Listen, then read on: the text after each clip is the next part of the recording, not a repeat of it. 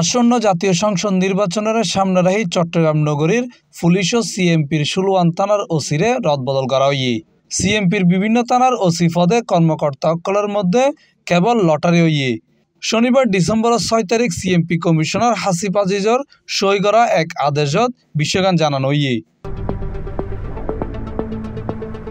আগামী জাতীয় সংসদ নির্বাচনের সামনে রাখি এই পরিবর্তন এন্ডে হতুয়ালি থানার ওসি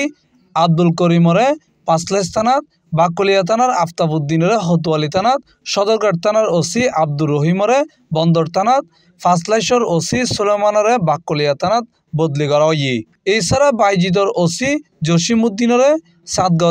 চাঁদগাঁও থানার জাহিদুল কবিররে বাইজিদ থানাত কুলসি থানার ওসি শাহিনুর আলমরে কর্ণফুলি ডলমুড়ি থানার ওসি বাবুল আজাতরে চকবাজার থানাত বদলি করা হয়ে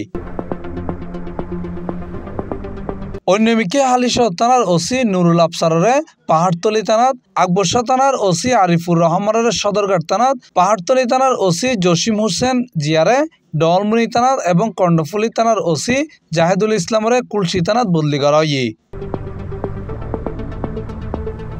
একই আদর্শত বন্দর থানার ওসি মুস্তফা আহমদরে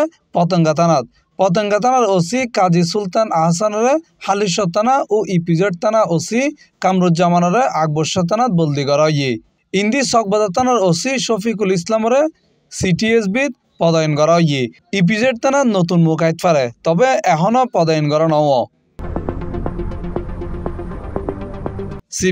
টিভি চট্টগ্রাম।